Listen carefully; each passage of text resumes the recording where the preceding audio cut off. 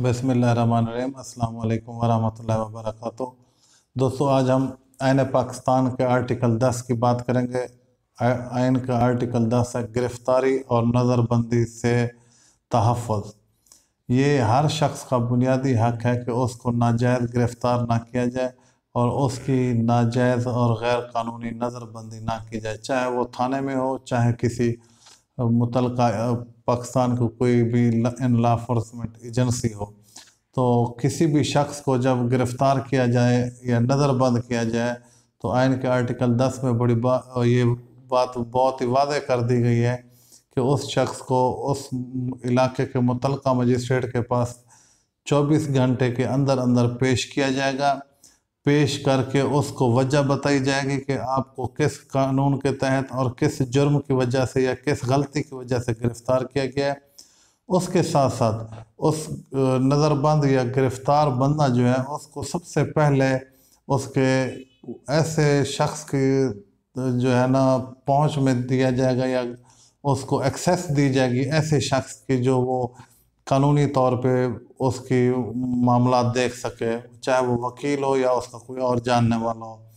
तो इस तरह किसी भी ऐसे शख्स को गैर कानूनी तौर पे नज़रबंद नहीं किया जा सकता। जब उसको मजिस्ट्रेट के सामने पेश किया जाता है तो वो फिर मजिस्ट्रेट देखेगा कि उसका मामला क्या है और उसको मज़ीद एजेंसी के हवाले करना है या हवालात भेजना है। तो इसके बाद ऐसे लोग जिनके ख़िलाफ़ कोई कार्रवाई करने के लिए कोई भी एजेंसी जो है उसकी गिरफ़्तारी अमल में लाती है या नज़रबंदी करती है, तो या तो फिर उनको पहले मुतलका मजिस्ट्रेट से इजाज़त लेनी पड़ेगी। अगर उन्होंने गिरफ़्तार कर लिया है तो वो फिर उस मजिस्ट्रेट को 24 घंटे के अंदर अंदर बताएंगे। लेकिन इसके साथ साथ मैं आपको ये बताता जाऊँ कि जो शख्स किसी ऐसे जुर्म में या ऐसे काम में मुलविस पाया जाए जो दहशतगर्दी में के ज़ुमरे में आता हो या ऐसा काम जो पाकिस्तान की सालमियत के ख़िलाफ़ हो या पाकिस्तान के किसी दुश्मन के साथ मिलकर या उसकी मुलाज़मत करते हुए या उसका सहूलतकार बनते हुए या उसका आलाकार बनते हुए पकड़ा जाए या उसके बारे में इल्म हो जाए तो उस बंदे को 3 माह नज़रबंद किया जा सकता है।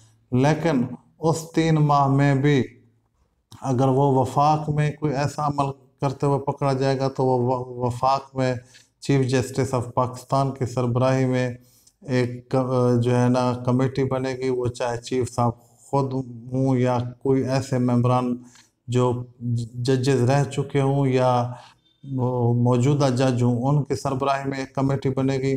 अगर सूबों में ऐसा कोई अमल होगा तो वहाँ के सूबे के चीफ जस्टिस साहब ऐसी एक कमेटी अमल में लेंगे।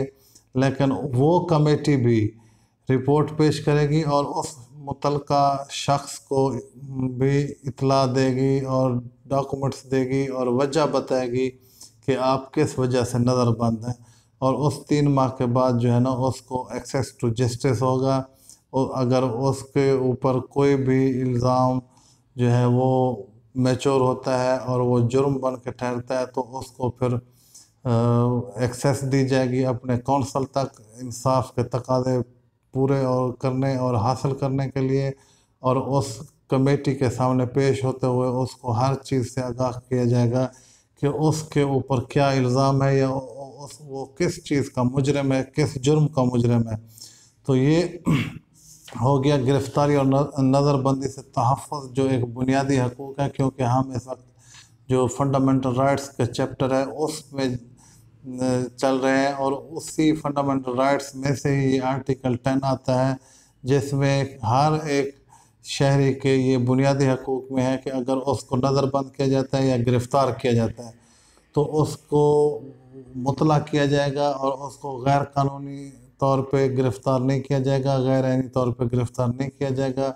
अगर कर लिया है तो उसको 24 घंटे के अंदर अंदर बताया जाएगा और मजिस्ट्रेट के पास पेश किया जाएगा और उसको उसके कौंसल तक, वकील तक या ऐसे शख्स तक जो उसकी कानूनी रहनुमाई कर सके एक्सेस दी जाएगी।